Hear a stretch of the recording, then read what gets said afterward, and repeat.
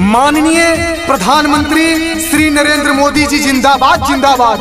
माननीय मुख्यमंत्री श्री आदित्यनाथ योगी जी जिंदाबाद जिंदाबाद। माननीय विधायक श्री इंद्र प्रताप तिवारी उर्फ खब्बू तिवारी भैया जिंदाबाद जिंदाबाद। माननीय जिलाध्यक्ष श्री संजीव सिंह जी जिंदाबाद जिंदाबाद। श्री भूपेंद्र कुमार पांडे उर्फ दीपू पांडे भैया जिंदाबाद जिंदाबाद। भारतीय जनता पार्टी जिंदाबाद जिंदाबाद।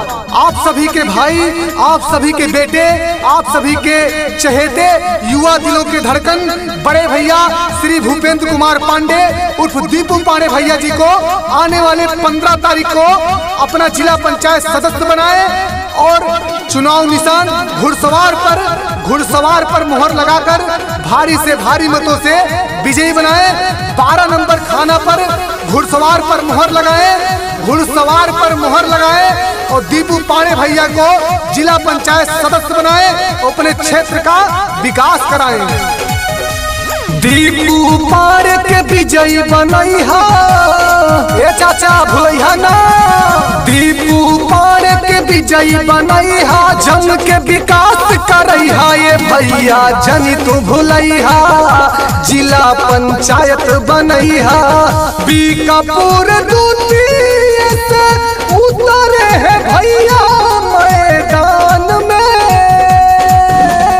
नहीं के हवा बा ये नहीं के रावा बा, हो घुड़सवार पे मोहर लगैहा ये भैया जनी तू भुलैहा।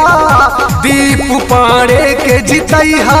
जी हाँ मेरे भाइयों, चुनाव निशान घुड़सवार, चुनाव निशान घुड़सवार 12 नंबर खाना पर 15 तारीख को आप सब अपने पोलिंग बूथ पर जाएं और भूलना नहीं है। 12 नंबर खाना पर चुनाव निशान घुड़सवार पर मोहर लगाकर दीपू पांडे भैया जी को भारी से भारी मतों से विजयी बनाए और अपने क्षेत्र में विकास की गंगा बहाए।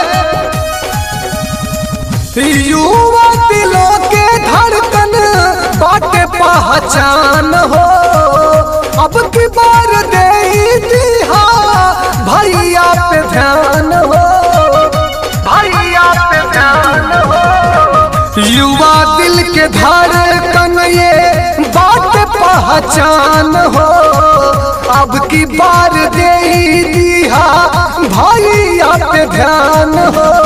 आपके सम्मान में चुनाई मैदान में मिलके साथ निभैया ये भैया जन तू भुलैहा।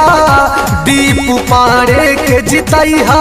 तो भाइयों भूलना नहीं है, 15 तारीख को अपने पोलिंग बूथ पर जाएं और 12 नंबर खाना पर चुनाव निशान घुड़सवार पर मुहर लगाएं। 12 नंबर खाना पर चुनाव निशान घुड़सवार पर मुहर लगाएं और दीपू पांडे भैया जी को अपने क्षेत्र का बीकापुर द्वितीय का जिला पंचायत सदस्य बनाए और क्षेत्र में विकास की गंगा बहाए।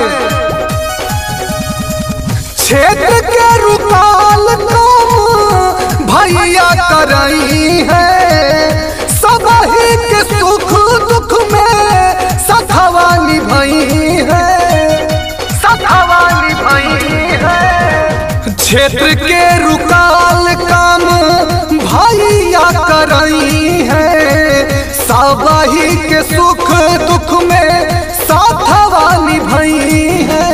भाई और बेटा हमें सबके चहेता, हमें घर घर बात फैलई है ये भैया जन तू भुलई।